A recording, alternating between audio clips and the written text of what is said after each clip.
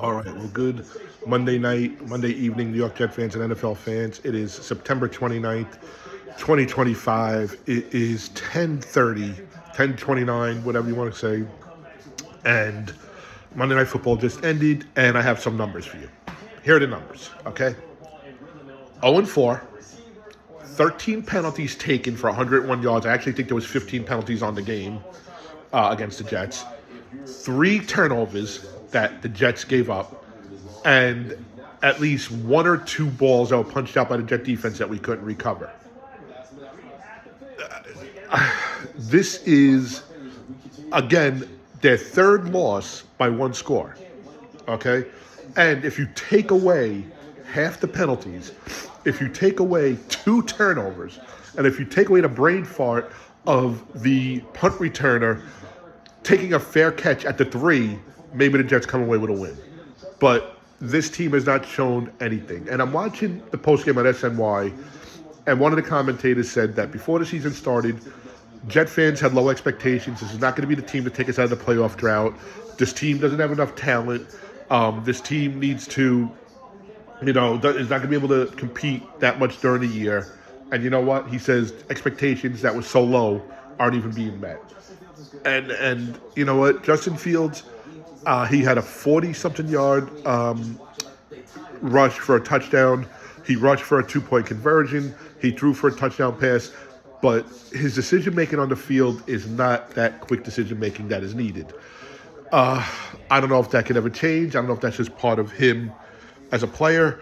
But this team is so undisciplined. And listen, I usually do not get on the refs, but there was a BS pass interference against Sauce. There was a BS pass interference against Garrett Wilson that he caught a touchdown, offensive pass interference. Okay, Simpson, another personal foul. That's a second on the year. Okay, undisciplined. And then on a play where they got, I forgot who they got for holding on the Jets, Tittman's helmet was ripped off and they didn't call it. 3 times a Jet helmet was ripped off. I think they called it once. And it was called illegal hands to the face. It wasn't even called a face mask. It is ridiculous. Nothing right is going on with this team. Game 1, turnover on a kickoff return.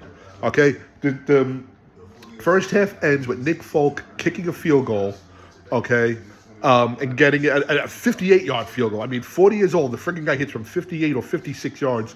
It could have probably went another 4 or 5 yards. Okay? Gets them within a 1 score. Aaron Glenn says, we have to stop the turnovers.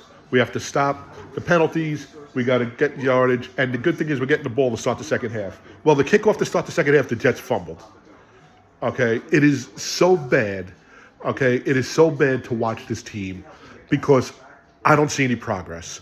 And listen, I could go on, and anybody who's followed this team for years could go on and tell you where they were for the fake spike, ironically against the Dolphins, where they were with Eric Allen running 90-plus yards after the Jets had like a 3-touchdown lead, where they were when, the Jets were up 10-0 against Denver, where they were when they were up, against Indianapolis, where they were for the butt fumble, where they were when Vinny went down, and, the Kotite years, the Adam Gase years, and yet now, we had some fresh blood, some, a breath of fresh air put into our lungs when Aaron Glenn was hired this past offseason. And right now, he's got to prove it. And he's not. He could get fired up on the sidelines. He could say it's not the same old Jets. But right now, this is a team that I've seen do this multiple times. I'm following this team from the year before, maybe the year of the Mud Bowl. 82, 83, you're talking 40-plus years, okay? I have seen more losing seasons than winning seasons. I have seen more head coaches in the last 10 years than the Pittsburgh Steelers have had in their history. I have seen more starting quarterbacks, backup quarterbacks, draft picks that didn't pan out, injuries that killed the season. And it's so tiring and exhausting. 27-21 against an 0-3 team They kept running a bootleg. The team never adjusted to that. Okay, and you go back 4 hours ago. Okay, go back about 4 hours ago. Well, no, 3 hours ago. Okay, and Aaron Glenn's press conferences now, but Jets take the ball. Okay, on the first drive that they get the ball, and they go downfield, running the ball like a son of a gun. For some reason, it looked like Breece Hall. I don't know if he got dinged up or whatever. He's on the sidelines. Braylon Allen has the ball. He has a clear path through an opening on the hole to get into the end zone. He leaps to get into the end zone. He gets in. We all go crazy in the house, and then you see like a scrum for the ball. The ball was punched out at the 2. He never got in. The Dolphins recover. They go downfield and they score. A 14-point swing, and the game was never the same. This is ridiculous. Okay? Jets have started 0-4 4 times. 96, they went 1-15. 03, they went 6-10. 19, they went 7-9. 20, they went 2-14. That was Adam Gase's last season, I believe. And then 25, they're 0-4 now. I think somebody on Twitter, and she goes by the name of Yenta, she's a season ticket holder, said, positive outlook, can the Jets do what the San Diego Chargers did, starting 0-4 and making the playoffs? You know what? This team is not showing me anything. Yes, they lost 3 games by 1 score, but each game that they lost, take the Buffalo game out, okay? And the commentator tonight on Monday Night Football said tonight's loss was worse than the Buffalo game because the Buffalo team is just a good game, a good team. They were never in it. This game, 1 or 2 plays, and there's no looking back. There is no looking back. They win this game, okay? Again, I won't get on the refs, but they missed. At one point, they missed, I believe, Rookett catches a pass. I think it's a first down or close to it, and somebody jumps on him 5 seconds after the whistle. And they don't call anything, and Aaron Glenn is going nuts. It's just from top to bottom, this team has not shown anything. Braylon Allen left. He left the game the second quarter with a knee. On the Dolphins side, listen, I don't wish for an injury to anybody. I don't care who you are. I don't care. Even the year that Brady hurt his knee, I was not happy for him getting hurt. Yes, it gave us an advantage. I think we went 1-1 against him that year. But against the Patriots, but I would never wish injury on anybody because I've seen the catastrophic injuries that could cause problems to a team and kill a season. Tyreek Hill tonight caught a first down pass, and when he landed, you actually saw his leg turned behind him. That when he was sitting on the sidelines, his leg stayed that way. Right now, the report coming out of Miami is he's at the hospital. They're running tests. They're saying a dislocated knee.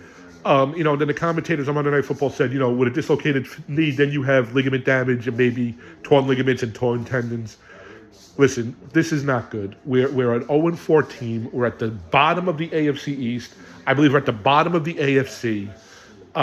This is a second division team that we lost to. Okay? This is a third conference game that we lost.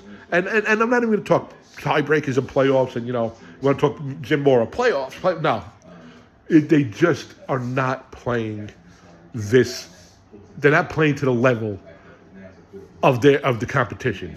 They are just barely hanging in there, and this team is not talented enough to just barely hang in. And then the mistakes that they're making are just causing them, to further fall back and then eventually lose. It was ironic. The last play, okay, the Jets get it within a touchdown. Okay, they go for 2, and they get now a touchdown with an extra point wins it. And I'm glad Aaron Glenn did that. He wasn't playing for the tie. He's like, listen, we're going to go for the win. At 0-3, there's nothing to lose. And they got the 2-point conversion. They got it within 6. Touchdown, extra point wins it. Onside kick doesn't work. They give Miami half a field. They only have 1 timeout left. Miami gets the ball and moves to, maybe 4 or 5 yards, and then punts with 12 seconds left. Now we call a fair catch inside the 5, and the ball hits at the 2, and it dies at the 2 with 2 seconds left. So what do? Little razzle-dazzle play, little hook and ladder. And ironically, the game ends on a penalty on the Jets, illegal forward pass as they're trying to get downfield. And that is just the way the game has gone. That is just the way the season has gone. You know, you have the turnovers against the Steelers.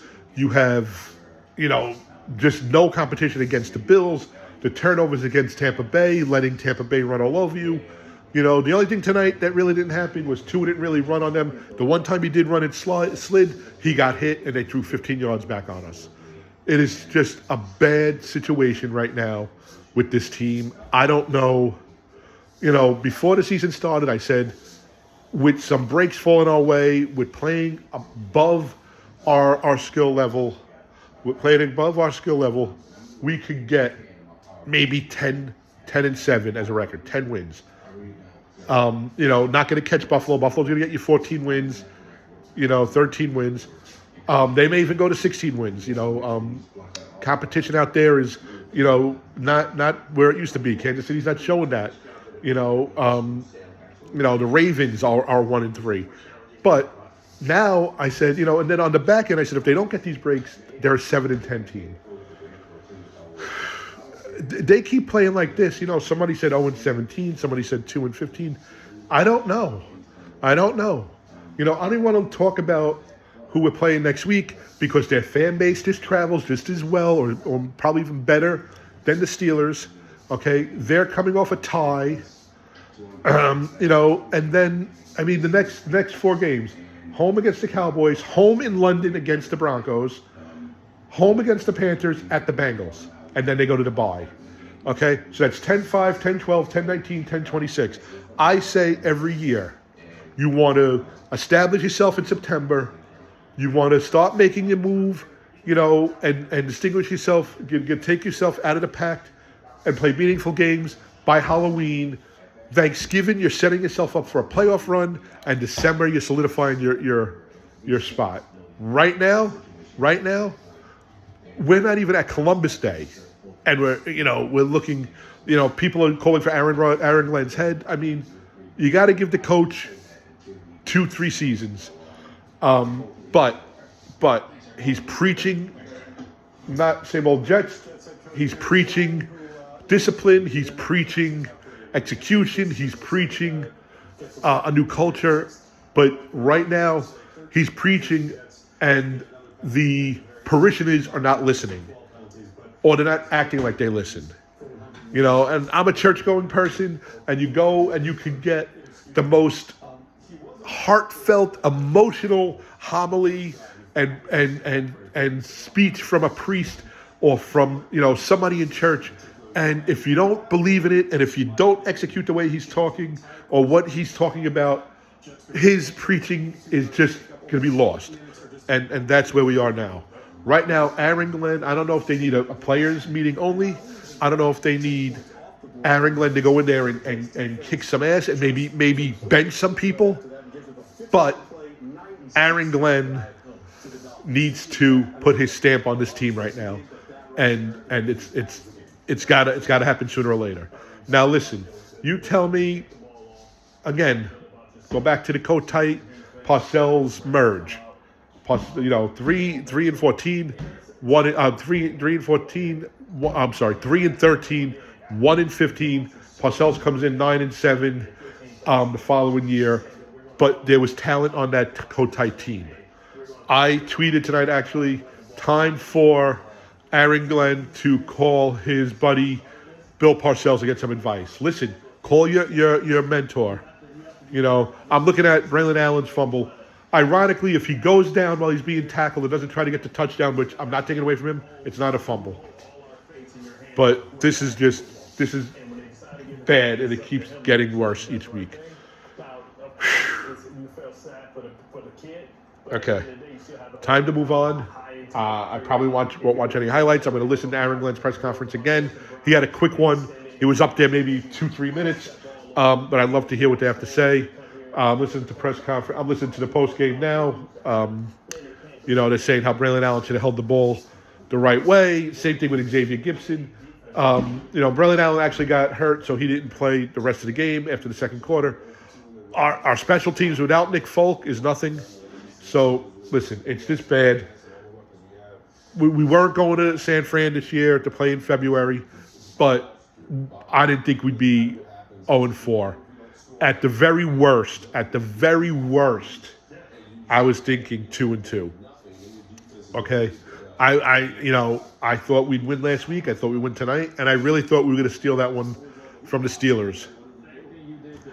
Anyway, have a great rest of your week. Again, you're watching The Takeoff. My name is Alex. Follow us on Twitter. I had a bunch of tweets tonight at The Jets Takeoff.